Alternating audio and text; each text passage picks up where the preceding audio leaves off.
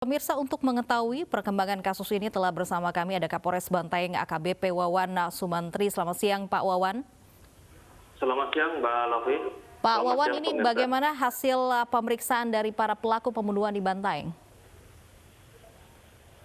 Ya, jadi update-nya seperti yang sudah diberitakan, kemarin sudah kita tetapkan 2 orang tersangka, ya kakak kandungnya yang pertama dan kakak kandung keempat atas pidana pembunuhan.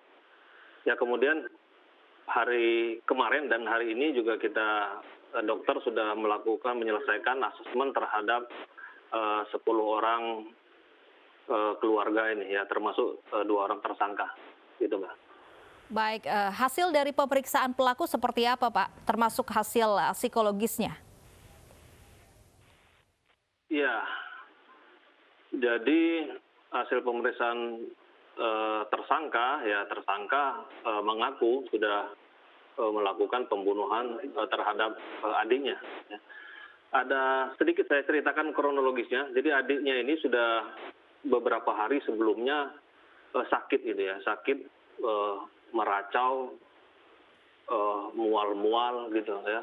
Kemudian di sana sempat juga dipanggilkan orang pintar, tapi tidak juga kunjung sembuh. Nah, pada hari H, ya si adik itu menyebut bahwa dia ada hubungan dengan ya saudara Sumang itu, ya. Kemudian dipanggil oleh kakaknya, si Sumangnya tidak mengaku, ya sehingga cukup kalap.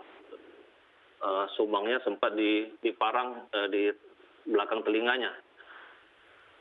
Kemudian di depan rumah Sumang sampai dikejar, ya ada 1 orang melintas, itu yang saudara Enal itu yang tadi diperlihatkan yang ada kepalanya ada kena bacok itu hanya melintas saja, nah itu kena bacok di situ. Ya, itu kemudian ada penyanderaan satu lagi yang namanya Irfandi. Pas lewat saudara Irfandi kemudian disandra oleh satu keluarga itu, ke sana sempat juga dia ditawarkan untuk menikah ke adiknya itu, tapi si Irfandi itu menolak gitu karena alasan masih muda. Irfandi itu kenal sama keluarga itu, dia bertetanggaan. Nah, pada saat pembunuhan itu satu keluarga itu berada dalam satu ruangan, ya.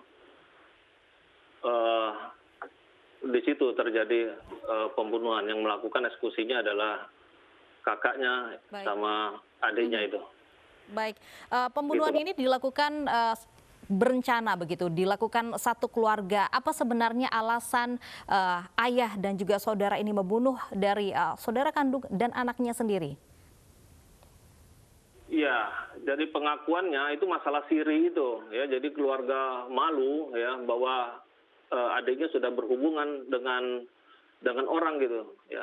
Ya, pandangan penyidik juga dari rentetan sebelumnya adiknya sakit itu, ya, sakit seperti kesurupan, ya, tidak kunjung sembuh. Yang akhirnya juga menular, termasuk si pelaku juga seperti kesurupan, ya, adiknya, mamanya begitu.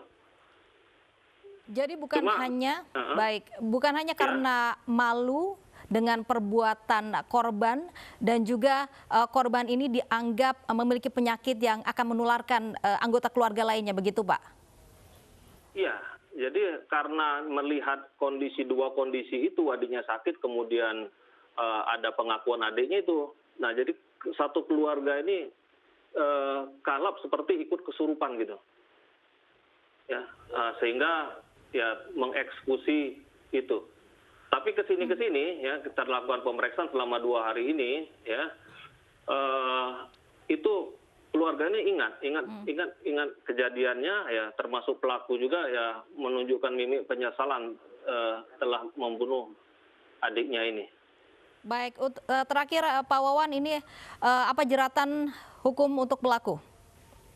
Ya, kita ancaman kekerasan terhadap anak, ya, pasal 80 ayat 3, pasal 76C Undang-Undang RI nomor 35 tahun 2014, juga pasal pembunuhan 340, 338 ya, KUH pidana, junto pasal 5556 KUH pidana.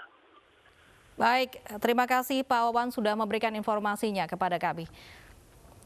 Dan pemirsa, kita juga akan membahas kasus ini bersama peneliti dan sosiolog keluarga, ada Pak Syamsuddin Simau yang berada di Makassar, Sulawesi Selatan. Selamat siang Pak Syamsuddin. Baik, Pak Samsudin mungkin sudah mendengar. Selamat siang Mbak Loviana. Baik, Pak Samsudin sudah mendengar kasus pembunuhan yang di Bantaeng ini yang dilakukan oleh anggota keluarganya sendiri. Anda melihatnya seperti apa, Pak? Ya, baik. Terima kasih informasi dari Pak Kapolres tadi. Ini memberi kita informasi bahwa keluarga kita ini sedang terancam.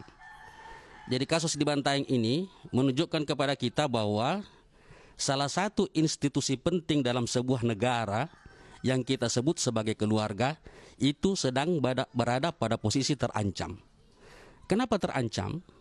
Karena hukum positif seakan tidak memberi dampak terhadap keluarga. Padahal hukum positif kita, hukum pidana, itu telah dengan tegas memberikan informasi dan mengatur berbagai macam aturan tentang pelanggaran pidana. Nah, rupanya dalam kasus di Bantaeng ini satu keluarga merasa dipermalukan oleh keluarganya sendiri. Hukum ini, norma ini, itu berlaku sejak lama di keluarga Makassar.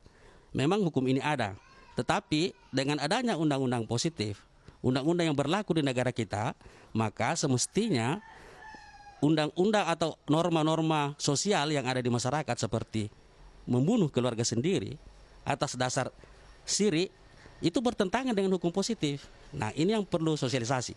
Itu yang pertama, Mbak.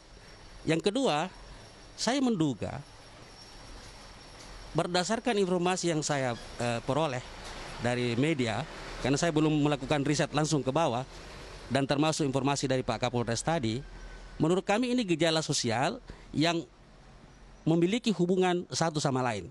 Yang pertama adalah kekerasan terhadap anak. Korban berada pada posisi sebagai anak. Nah, kalau kasus yang disampaikan oleh Pak Kapolres tadi, kami menduga bahwa anak-anak si korban ini itu sesungguhnya berada pada tekanan sosiologis. Jadi dia mau menyampaikan sesuatu tentang apa yang sedang dialami, tapi tidak punya saluran. Nah, ini membuat dia tertekan. Karena dia tertekan, maka salah satu cara untuk menyampaikan rasa sakit dan penderitaannya ini adalah dengan kesurupan. Masalah kemudian berbuntut. Jadi keluarga dalam hal ini itu dibebaskan dari pemantauan. Harusnya sejak awal keluarga ini dipantau. Bukan hanya keluarga korban, tetapi keluarga di masyarakat itu. Dalam hal ini tokoh-tokoh masyarakat perlu mengetahui persoalan-persoalan yang dihadapi secara sosiologis pada setiap anggota keluarga. Begitu Mbak Lufi. Baik, harusnya seperti apa Pak Syamsuddin untuk mencegah hal-hal seperti ini tidak terjadi lagi? Ya, yang pertama itu Mbak begini. Di program pemerintah kita sekarang ini kan ada dana desa ya. Nah, sayangnya dana desa itu hanya diperuntukkan untuk pembangunan-pembangunan yang bersifat infrastruktur. Lebih banyak ke infrastruktur. Semestinya anggaran seperti itu juga diarahkan untuk melakukan pemetaan sosial pada setiap anggota keluarga. Harusnya ke situ, supaya setiap persoalan keluarga itu diketahui apa yang berpotensi menimbulkan konflik, baik pada keluarga itu sendiri secara internal maupun eksternal terhadap lingkungan keluarga lainnya. Satu. Yang kedua adalah pemerintah dalam hal ini dinas sosial itu perlu melakukan pemetaan sosial terhadap potensi-potensi termasuk potensi konflik yang terjadi dalam setiap anggota keluarga. Selama ini ketika kita bicara kebijakan itu outputnya selalu bersifat makro. Keluarga ini diabaikan. Seolah-olah keluarga itu terpisah dari masyarakatnya. Nah, kejadian seperti ini terjadi kan, bahwa 2 hari atau ya beberapa hari sebelumnya kan ini sudah ada pengakuan oleh korban bahwa dia sedang mengalami persoalan sosial. Sesungguhnya dia dilecehkan. Baik, terima kasih Pak Samsudin Simol, seorang sosiolog sudah bergabung bersama kami di Anyu Siang.